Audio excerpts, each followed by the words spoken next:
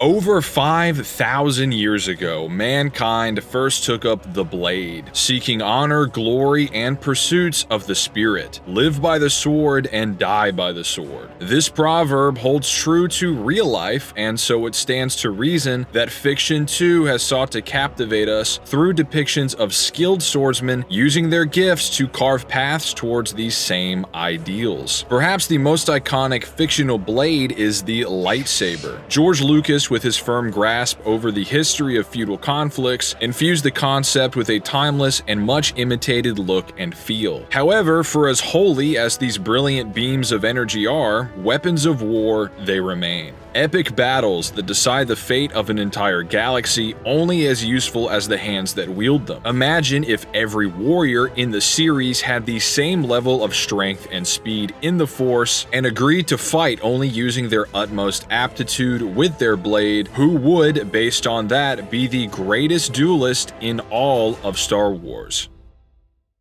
Beginning with some of the more ancient warriors, the Old Republic era has some truly remarkable duelists, such as Exar Kun, Revan, and Malgus. The sad fact is there are simply too many statements placing the skills of more modern Jedi and Sith as outright superior to those who came before them, as you'll see later on. The same can be said of Force power, broadly speaking. These orders learn from the past and grow in technique and strength, especially when comparing the best of every era. That being said, Exar was the most skilled of his time, capable of beating the Grandmaster of his age and absorbing all the knowledge of an ancient Sith Lord. Malgus also has a good case for still being competitive during the Clone Wars, as Sidious himself wrote that the ancient Sith's battlefield feats were yet to be replicated, which might put his skills broadly within Count Dooku's caliber at face value.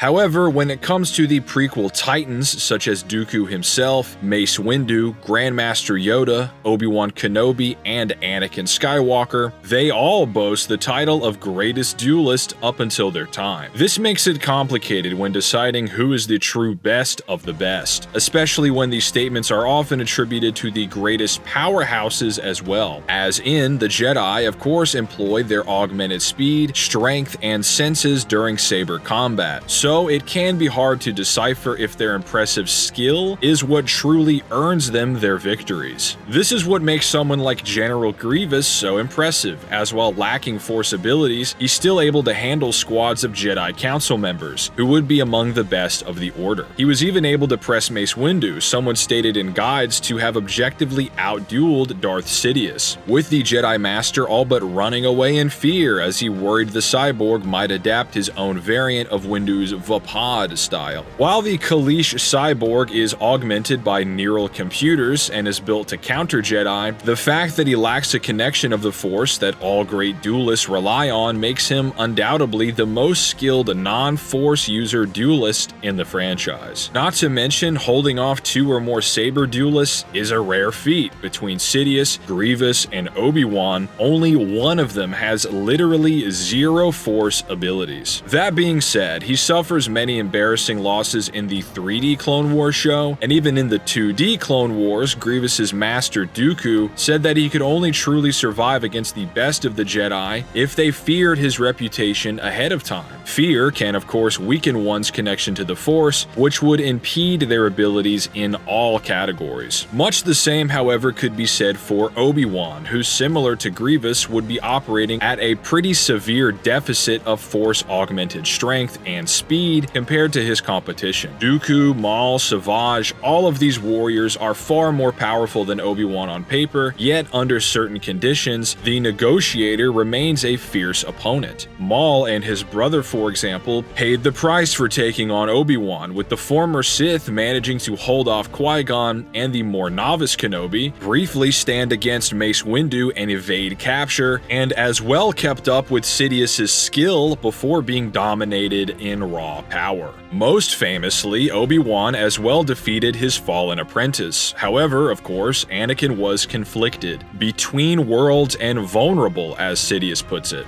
Anakin was out of his mind and not committed fully to either the light or dark side here. yet he still perfectly matched Obi-Wan's skill for most of this battle and gave the negotiator the fight of his life. This, coupled with Anakin's various statements taking place at the very end of the war, and Mace as well as Yoda's careers for the most part, calling him the most skilled warrior in any arena, leads me to crown him as the #1 duelist in the prequel era. Once he'd locked in, he made quick work of Dooku, who in Legends had managed to rival Yoda and Mace in skill at various points. He even casually defeated the Jedi battle master Sindralig, who had mastered every style. Sidious even point-blank deemed the new Vader as the most skilled Sith of any age, which would include Maul, Dooku, and likely Sidious himself, corroborating these other statements. Grandmaster Yoda and Darth Sidious are, of course, all but unsurpassed, especially as far as mastery over the various Force abilities, if we consider those skills. However, Anakin's relatively quick rise conveniently during the events of Revenge of the Sith give him the slight edge as far as dueling abilities in my assessment. Even considering Yoda and Mace Windu's statements, Anakin reached his peak after those were made, so there's no contradiction. That being said, I can totally see the argument for Obi-Wan, as like I said, he often manages to press even the slightest advantages to the maximum, exploiting the gaps in his enemies far stronger than he is, striking fear in Maul and Dooku despite their ability to ragdoll him at various points. Mace himself, after fighting Grievous one-on-one, upheld Obi-Wan as the best choice among the Jedi to defeat the cyborg due to his calm and measured defensive style, managing to redirect and outlast his more impatient and aggressive opponents. While there's no denying that Anakin at his best would make quick work of Obi-Wan in every facet, the fact that Kenobi pulled off what he did is, of course, a skill in itself.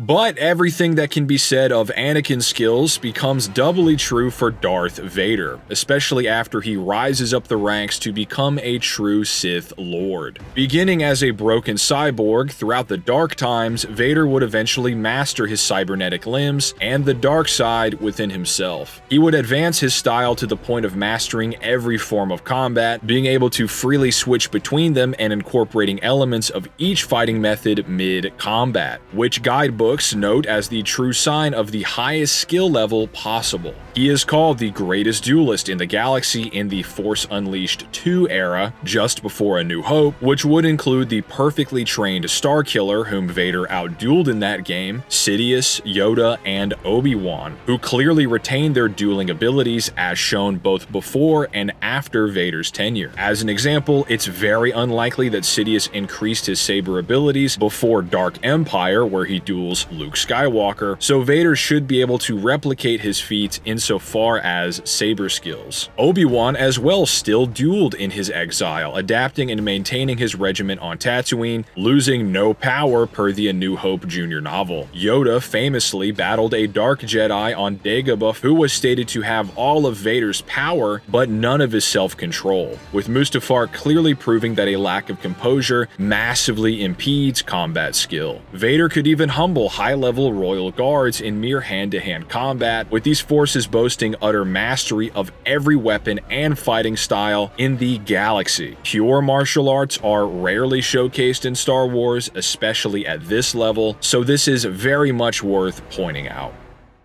However, we can't talk about the father without mentioning the son, as Luke Skywalker managed to master saber combat as well and adapt to his father's skill level during their battle on the second Death Star. However, like on Mustafar, Vader was factually conflicted here, while the young Skywalker enjoyed a dark side rage boost to his statistics. Still, an impressive showcase for Luke considering his little training compared to most other Jedi. Luke would continue to grow over the decades, learning under Sidious to the point that the Dark Lord considers him too well-versed in the Sith arts. Speaking of, Luke outright bests the younger and more powerful cloned Dark Empire Palpatine in one-on-one combat, proving he eclipses the prowess of both Yoda and Mace Windu by comparison. Even against unorthodox weapons such as the saber countering light whip, Luke quickly took up a dual saber method to close the gap. Keep in mind that most Jedi stick with either a single or dual saber for their entire careers, whereas Luke is malleable enough to go back and forth. His tenure outlasted his father by decades, with even a conflicted Vader's skill set as his foundation. I think it's impossible to find a more adept duelist in Star Wars than Grandmaster Luke Skywalker. Darth Vader, Luke's nephew, managed to casually fight off multiple Jedi Masters, including Kyle Katarn, the Battle Master of Luke's Order, akin to Anakin versus Sindralic. Luke, however, outclasses them both as the best duelist in the galaxy, with an additional mastery of over 20 hand-to-hand styles akin to his father's close combat abilities. That said, Vader's grandson still managed to trade blows with a bloodlusted Grandmaster Luke and was the second greatest duelist in this era.